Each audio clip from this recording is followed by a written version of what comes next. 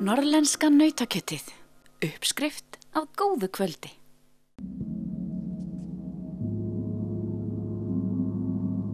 Hvað skyldi gerast þegar hljóðlistakona með bakgrunn í grafískri hönnun og jógaískum hljóðfræðum sameina krafta sína með myndlistamanni með bakgrunn í ljósrænni eðlisfræði?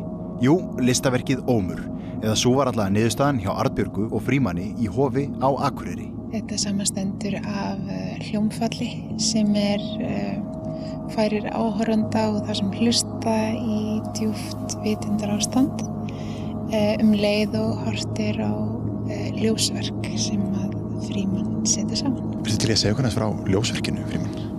Já, ég að vinna bara með svona mjög einfalda hluti og svona speglun og svona ljósbrot og bara svona einföld form. Og þetta er svona seríur sem ég hef búin að vera að gera í samstarfi við aðra listamenn til dæmis. Ég setti upp verk fyrir nokkrum árum með Körveri og Kristjáni Leóssyni eðlisfræðingi og þetta er svolítið svona þetta er svona framhald af því kannski einhverju leyti, sko. Ertu til að segja okkur frá innblæstrinum á baki þessu ljósaverki? Ég vildi að það væri eitthvað svona epískt eins og ég hef verið upp á fjallstindi og ég sá þetta fyrir mér, sko, svona í þokunni. En innblæstrin er bara fikt. Mér gaman að fikta í hlutum, ég veit ekki hvernig ég á að útskýra það betur, sko. Þegar þú horfir á verkið, hvað sér þú?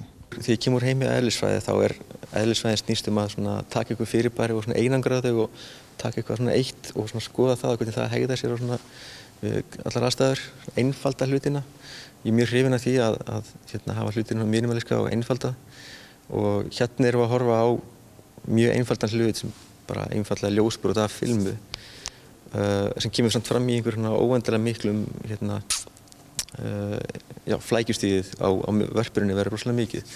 Þannig að við erum að sjá, það sem ég fæ út úr þessu er að þetta er mjög einfalt en útkoman er tilkoma mikil.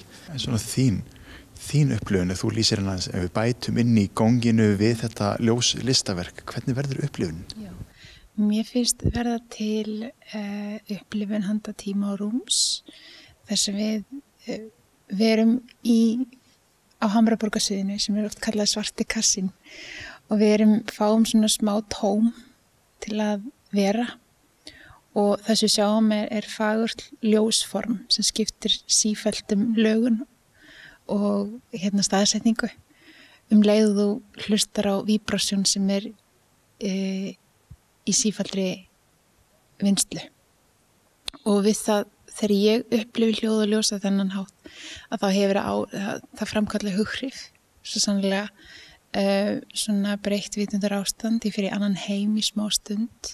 Líka skemmtileg tenging milli þessara tveggja heima, við erum með hljóð og við erum með ljós. Að við erum að horfa á ljós, það sem er að gerast er að við erum að horfa á filmuna og við erum að sjá hana í mikroskópiskri mynd, þetta er ljóð. Munstrið er yfirborðið, stækkað upp og hljóðið er líka hálfgerð smásjármynd af gonginu af því að form gongsins mótar hljóðið. Þannig að þetta er svona skemmtileg tenging. Sem listamaður að nota ljós sem miðil, hvernig er það? Mér finnst það mjög skemmtilegt. Það er mjög bara hreint form. Ég hefði verið til að vera að gera þetta fyrir svona 50 ára síðan.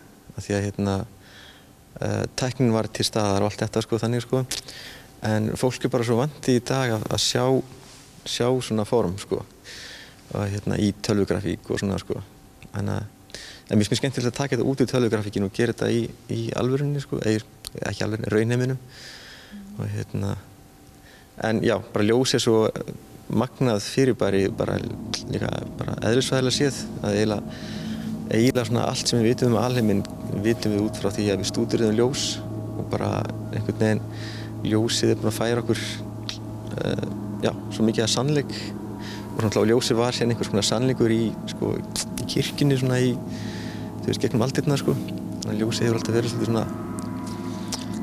svolítið áhugavert frá mörgum sjónarhornum Við erum svolítið vanist ljósinu. Ljós eru allstaðar einhvern veginn í daglegri rútinu hjá okkur, út allt, en það er þetta að nota á svo miklu meiri hátt heldurinn sem bara eldhúsljós.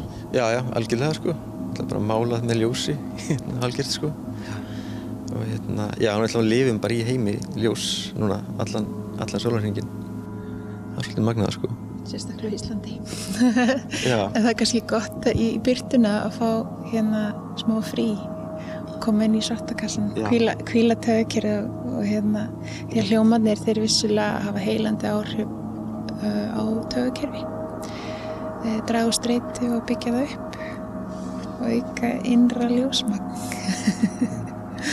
En við tölum aðeins gongið sem listform.